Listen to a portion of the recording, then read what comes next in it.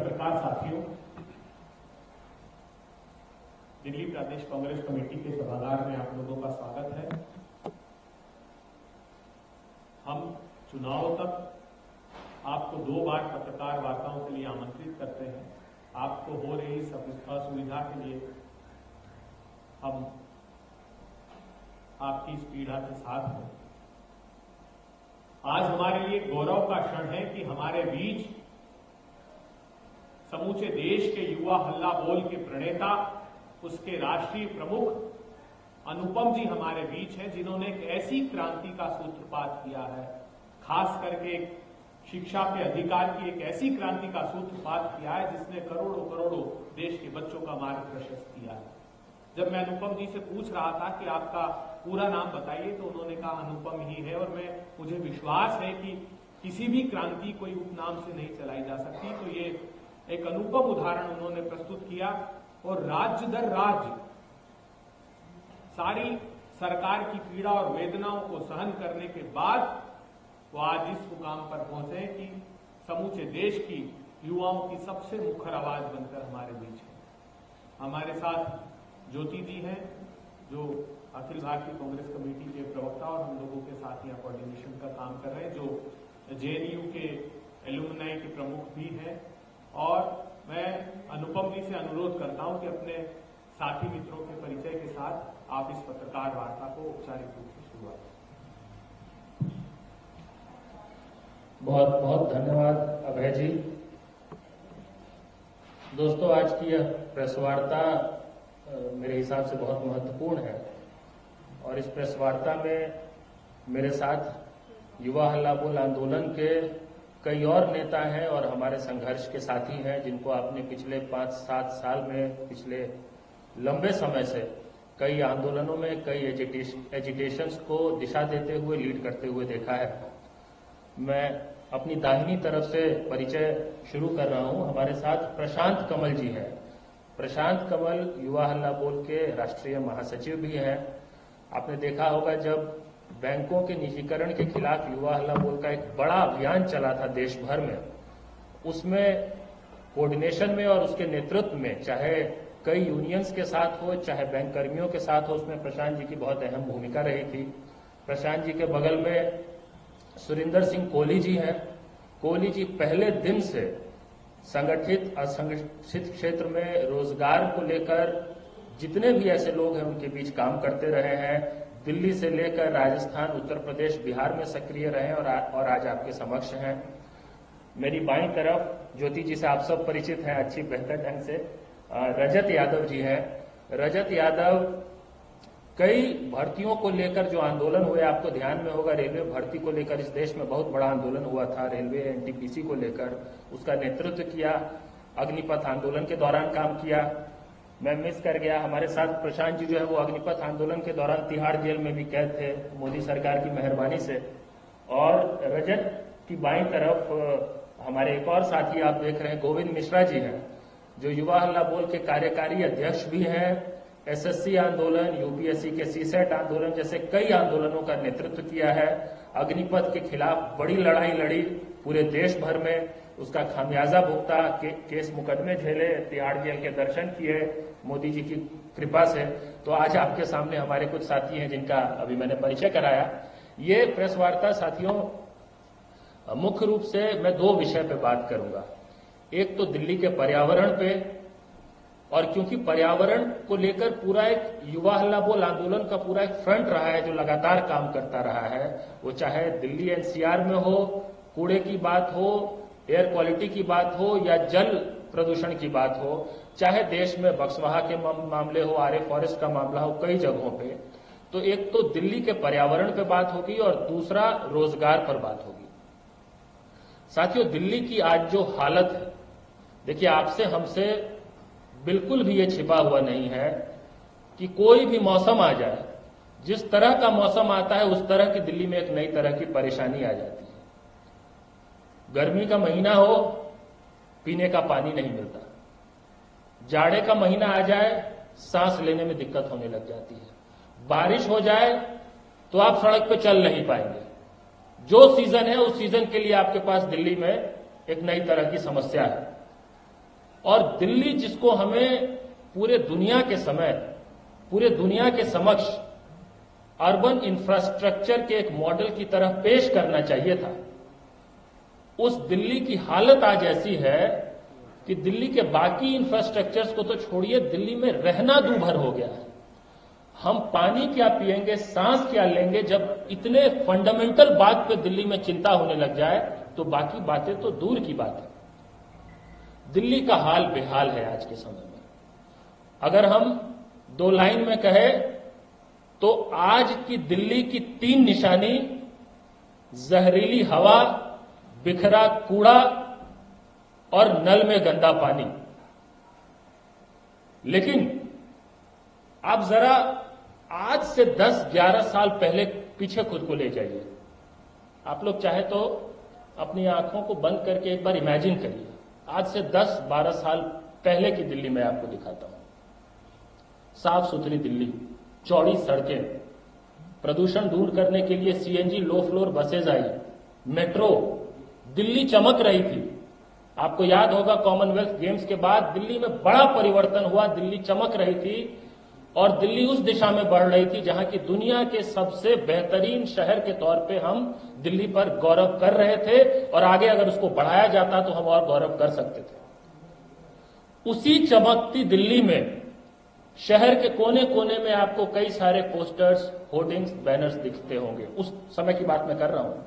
चमकती दिल्ली में आपको कई पोस्टर, बैनर, होर्डिंग में हाथ में झाड़ू लिए पसीने से लथपथ एक आदमी आपको दिखता था, जिसका चेहरा बेहाल बदहाल दिखता था उस समय। उसकी गाड़ी भी उस वक्त नहीं चमक रही थी, वो भी बदहाल था, ब्लू कलर की वैगन आर। आज 10-12 साल बाद वो आदमी जो पोस्टर बैनरों पे पसीने से लथपथ था चमकती हुई दिल्ली में, आज उसका चेहरा चमक रहा है, उसकी गाड़ी चमक रही है, उसका शीश महल चमक रहा है। और जो दिल्ली उस वक्त चमक रही थी, आज वो दिल्ली बदहाल है, बेहाल है। असल में दिल्ली की यही कहानी है। अगर क्रक्स में कहा जाए तो पिछले 10-12 साल की कहानी यह है कि आज से 10-12 साल पहले जो दिल्ली चमक रही थी वो बदहाल हो चुकी है, और जो अपनी बदहाली के नाम पे लोगों को तरह तरह के वादे कर रहे थे, आज वो उल्टा चमक रहे हैं। इसीलिए मैं कहता हूं कि आज की दिल्ली की 3 निशानी जहरीली हवा, बिखरा कूड़ा और गंदा पानी। इसको लेकर कांग्रेस पार्टी ने कई वादे किए, कई बातें कही हैं, और अगर दिल्ली को फिर से सुंदर दिल्ली और वो दिल्ली हम बनाना चाहते हैं जिस पर हम गर्व कर सके, तो आज दिल्ली का एक एक आदमी याद कर रहा है कांग्रेस वाली उस दिल्ली को, शीला जी वाली उस दिल्ली को। और हम सब इस बार देख रहे हैं, भांप रहे हैं चुनाव के दौरान कि पूरी दिल्ली एकजुट होकर चाह रही है कि अगर हमें अपनी दिल्ली को बचाना है, बनाना है, तो फिर कांग्रेस को फिर से लाना है। तो एक तो ये पर्यावरण की बात जो मैं आपसे करना चाहता था, और क्योंकि कई बार ऐसा होता है कि जब हम युवाओं की बात करते हैं तो शिक्षा, रोजगार तक लिमिट कर देते हैं। मेरा मानना है कि पर्यावरण की जो चिंता है वो भी उतना ही गंभीर है, खास तौर पे युवा पीढ़ी के लिए। दोस्तों, जहां तक रोजगार की बात है, आज देश का सबसे बड़ा मुद्दा है रोजगार। बेरोजगारी एक राष्ट्रीय आपदा का रूप ले चुकी है। इसके आंकड़े हैं और रियल लाइफ स्टोरीज हैं, ये रेटरिक नहीं है सिर्फ। बेरोजगारी इस वक्त सबसे चिंता का विषय है। एक बड़े युवा वर्ग के लिए जीवन मरण का प्रश्न बन चुका है बेरोजगारी। आप आंकड़ों में देखेंगे तो सिर्फ लेबर फोर्स श्रिंक नहीं कर रहा है, आत्महत्या की खबरें आ रही हैं युवा वर्ग से। जिस देश में एक समय किसानों की खुदकुशी को लेकर मीडिया खूब शोर करती थी, आज उसी देश में मीडिया को युवाओं की आत्महत्या की चिंता नहीं है, जो लगातार बढ़ती जा रही है। दुनिया के सबसे युवा देश के युवा बदहाल हैं, अपनी जान देने को विवश हो गए हैं अपने अंधकार में भविष्य को देखकर। इसी दिल्ली में, प्रदेश में और केंद्र में आम पार्टी और भाजपा के रूप में 2 ऐसी पार्टियां आई जिन्होंने युवाओं को कई सपने दिखाए, रोजगार पर कई वादे किए। लेकिन आज 10 साल बाद एक के सभी वादे धोखे साबित हुए हैं और एक के सभी वादे जुमले साबित हुए हैं। भाजपा और आम आदमी पार्टी ने मिलकर इस देश के युवाओं को अगर कुछ किया है तो सिर्फ नशा, नफरत और नकारेपन के अंधकार में ढकेला है। और ये सिर्फ भाषण की बात नहीं है।